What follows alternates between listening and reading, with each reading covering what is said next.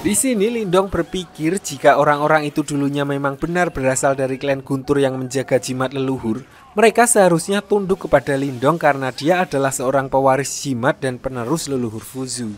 So Lindong langsung menggunakan kekuatan jimat pelahap miliknya untuk mengcounter amukan awan petir itu. Dan akhirnya Lindong pun berhasil menyelamatkan Qingsu karena energinya ternyata mampu menetralkan amukan awan petir tersebut.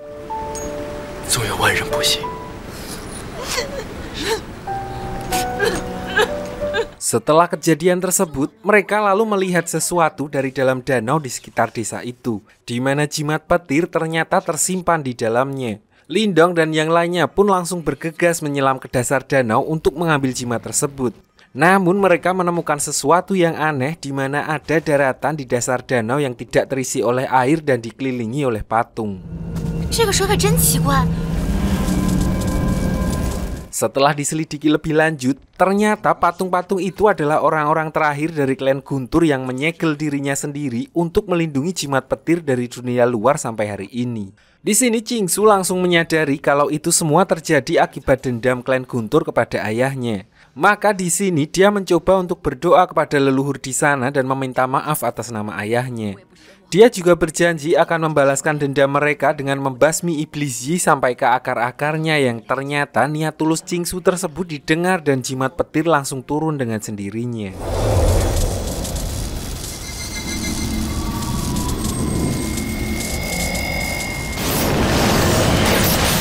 Sementara itu, siluman kentung yang sedang menyiapkan Martin dan Xiaoyan untuk dimasak tiba-tiba didatangi oleh Muqian di mana ternyata di sini baru diketahui kalau siluman kentung sebenarnya adalah pangeran ke-6 iblis Yi.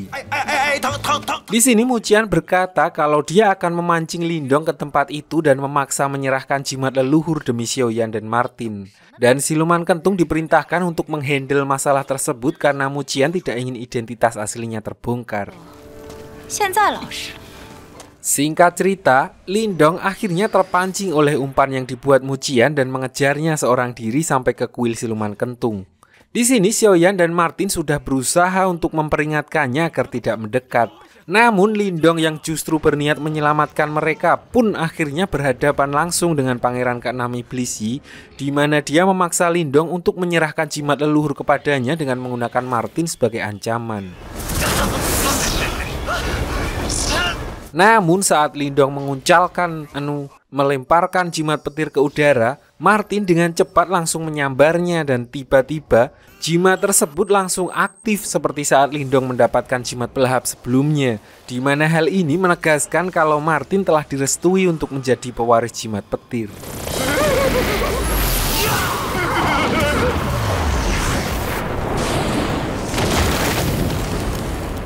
Setelah berhasil mengusir pangeran ke-6 iblis Yi, mereka pun akhirnya kembali ke serikat jimat dengan membawa satu lagi jimat leluhur yang telah mereka dapatkan.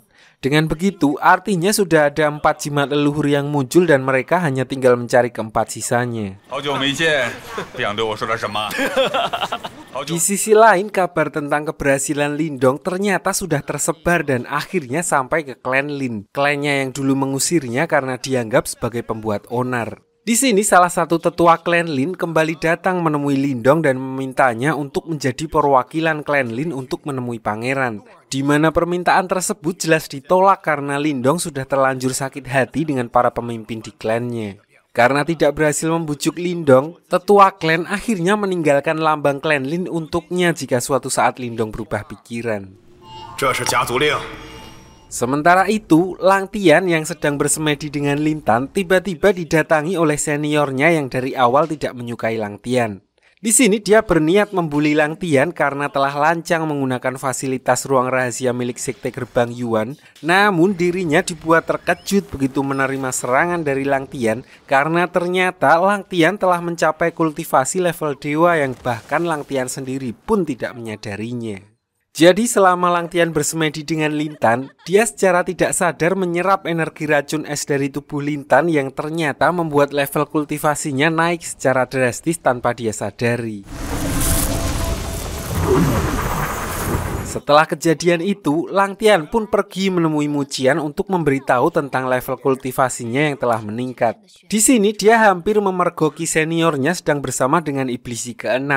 Sayangnya begitu menyadari kedatangan Lang Tian, Iblis Yi langsung berpura-pura menyerang Muqian dan kabur dari tempat tersebut. Di sini Muqian berdalih kalau sebelumnya dia berniat untuk menyegel Iblis Yi tersebut. Namun kemunculan Lang Tian justru memberi Iblis Yi kesempatan untuk menyerang dan akhirnya melarikan diri. Dengan polosnya, Lang Tian pun mempercayai perkataan Muqian dan malah meminta maaf kepadanya. Kembali ke Lindong yang akhirnya dijemput oleh pengawal untuk memenuhi panggilan pangeran dari dinasti Yin setelah sebelumnya mendapat kabar kalau ternyata beliau memanggilnya terkait keberadaan jimat leluhur es.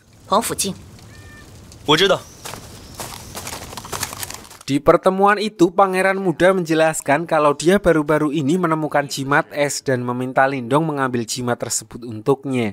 Di mana hal itu membuat Lindong pun otomatis menyetujuinya dan langsung menemui teman-temannya untuk memberitahukan hal tersebut. Disclaimer dulu, jadi di sini mereka belum tahu kalau Wan Wan sudah mendapatkan jimat es.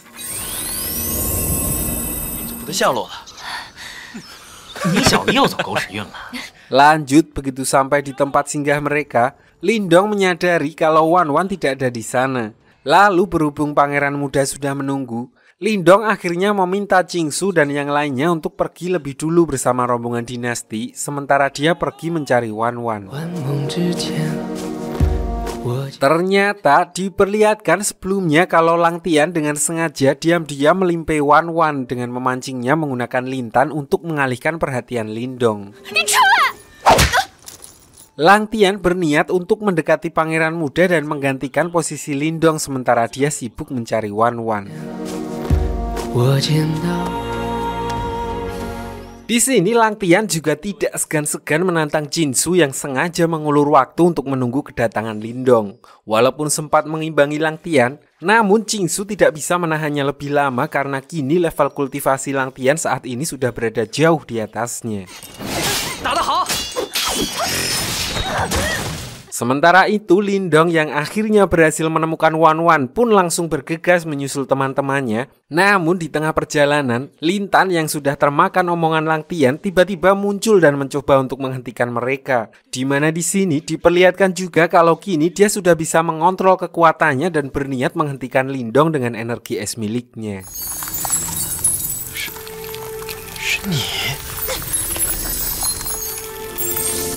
Lindong yang kini sudah mulai menyadari gelagat nggak baik Lang Tian pun akhirnya menunjukkan ketegasannya sebagai seorang kakak dan langsung membuat Lintan tidak bisa berbuat apa-apa selain membiarkannya lewat.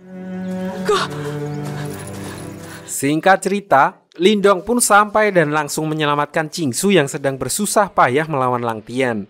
Di sini Lindong akhirnya menyadari kalau kecurigaan teman-temannya terhadap Lang Tian selama ini ternyata memang benar, yang akhirnya membuat Lindong tidak menahan diri lagi untuk melawannya. Di sisi lain, daripada melanjutkan pertarungannya dengan Lindong, Lang Tian lebih memilih untuk melarikan diri ke tempat jimat es dan setelah berhasil mengambil jimat tersebut, Lang Tian langsung teleportasi dari tempat itu dengan menggunakan jimat dimensinya untuk kabur dari Lindong.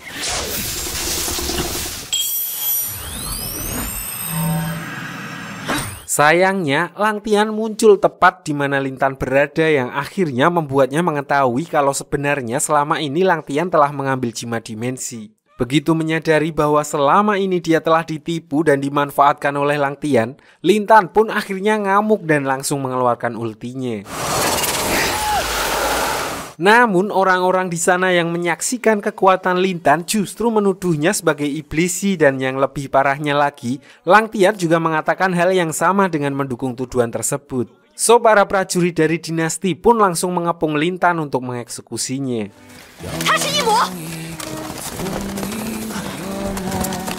Di saat yang bersamaan, Iblis Yi yang asli muncul di sana dan berusaha merebut jimat leluhur es. Menyadari hal itu, Lindong pun tidak tinggal diam dan menggunakan jimat pelahapnya untuk menarik jimat es. Di mana di sini Wan Wan langsung mengaktifkannya dan menyegel iblis Yi ke-6 di dalam jimat es itu. Karena dari awal memang dialah yang sudah ditakdirkan untuk menjadi pewaris jimat leluhur es.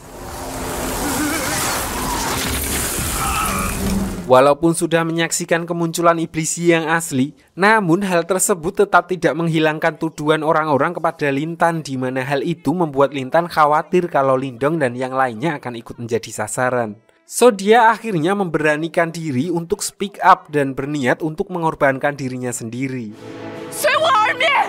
Lalu tiba-tiba entah kenapa waktu seakan berhenti di tempat tersebut dan bersamaan dengan itu muncul sesosok wanita yang datang menyelamatkan Lintan. Begitu tersadar, Lindong dan yang lainnya sudah berada di tempat yang berbeda. Ternyata orang yang menyelamatkan mereka barusan adalah ketua dari sekte kegelapan, di mana dia berniat untuk membawa Lintan kembali ke sektenya setelah mendapat kabar dari Master Yen.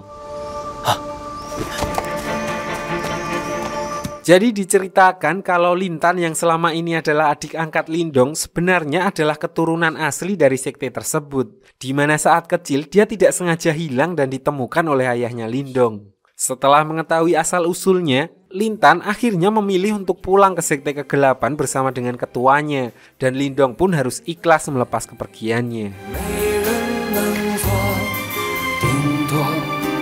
Di sisi lain, Wan Wan yang sebelumnya terpaksa mengaktifkan jimat leluhur es, dia terlihat mengalami efek samping pada tubuhnya karena sebenarnya dulu ayahnya pernah mengingatkan Wan Wan untuk tidak mengaktifkan jimat es sebelum level kultivasinya mencapai level tertentu. Namun karena dia tidak punya pilihan lain saat dirinya menghadapi iblis Yi sebelumnya, tubuhnya pun tidak mampu menampung energi dari jimat es yang memang dikenal paling kuat di antara jimat leluhur lainnya. Akibatnya jimat es itu menjadi senjata makan tuan bagi Wan Wan dan terus menyerang energi kehidupannya. Karena tidak tega dengan kondisi Wan Wan, Lindong akhirnya merendahkan diri untuk memohon kepada Lang Tian agar meminjamkannya jimat dimensi miliknya untuk mengantarkan Wan Wan kembali ke sekte Daos secepat mungkin agar tubuhnya bisa diobati. Namun di sini Lang Tian memberikannya syarat yang tidak masuk akal, di mana Wan Wan harus melepaskan kembali Pangeran Iblis Yi ke-6 yang disegelnya di dalam jimat es.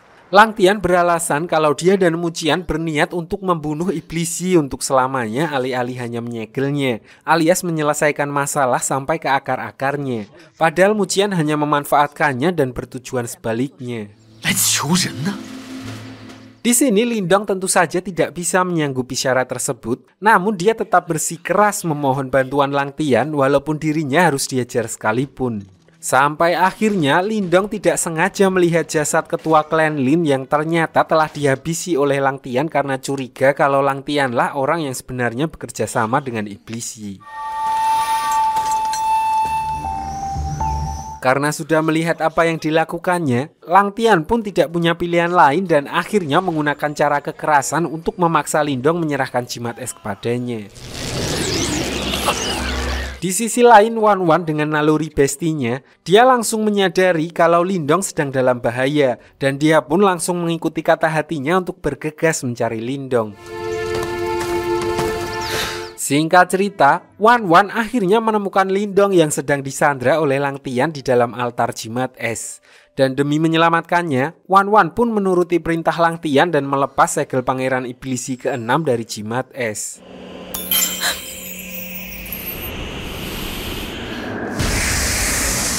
Diperlihatkan begitu Iblis Yi terlepas dari segel jimat es, sebagian dari Iblis Yi tersebut juga memasuki Lang Tian dan membuatnya memilih untuk segera kabur dari tempat itu dengan menggunakan jimat dimensinya.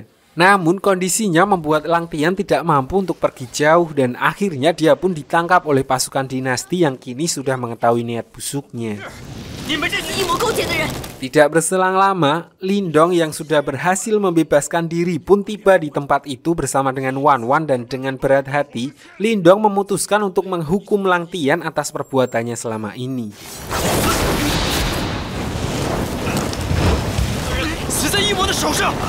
Awalnya Lindong berniat untuk menghabisi Lang Tian saat itu juga.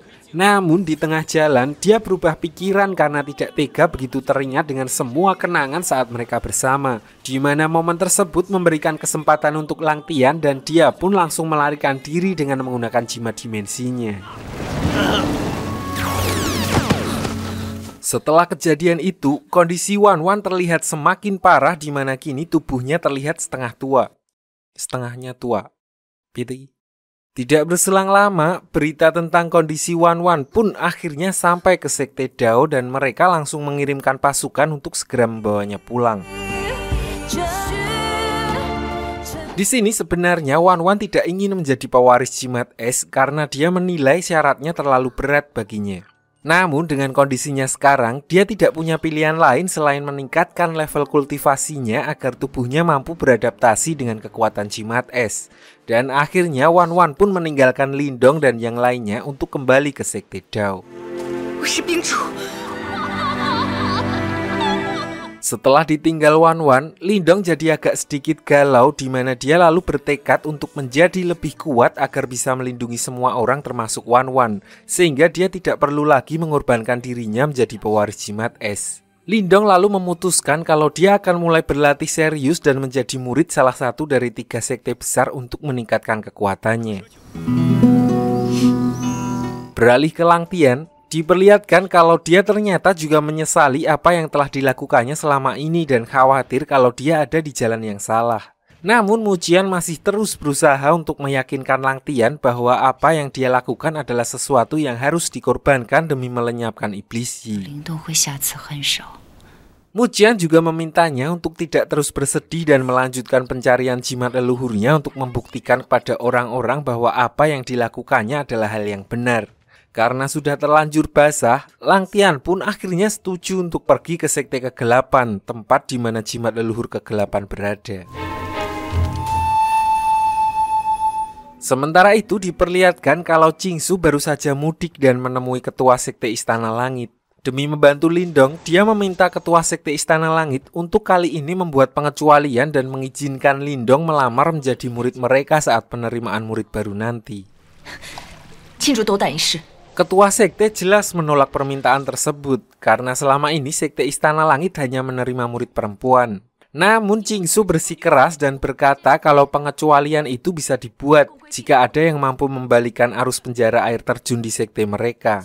Di sini ketua sekte akhirnya menantangnya jika Qingsu berhasil membalikan arus air terjun, maka untuk sekali ini dia akan melanggar peraturan dan membuat pengecualian untuk Lindong. Mereka pun memulai tes tersebut dan tanpa mereka duga, ternyata Qingsu mampu membalikan arus air tersebut selama beberapa saat. Untuk menepati janjinya, ketua sekte pun akhirnya mengabulkan permintaan Qingsu dan membiarkannya pergi untuk memulai perekrutan murid baru. Singkat cerita, penerimaan siswa baru ketiga sekte besar pun akhirnya dibuka, di mana di sini, walaupun Qingsu sudah berusaha meminta ketua sektenya agar Lindong bisa menjadi murid Sekte Istana Langit, ternyata dia lebih memilih untuk masuk ke Sekte Dao karena merasa berhutang budi kepada Wan Wan. Namun di sini ketua Sekte Dao justru menolak permintaan Lindong karena dia ingin Wan Wan fokus berkultivasi dan melupakan Lindong. Lalu karena dari ketiga sekte tidak ada yang cocok dengan Lindong, Mujian lalu mengambil kesempatan itu untuk menyerangnya dengan alasan dia telah melukai Lang Tian dan membuat salah satu pangeran iblis Yi kabur. Namun tanpa diduga, ternyata Wan Wan masih peduli dengan Lindong dan membantunya dari jauh menggunakan pedangnya.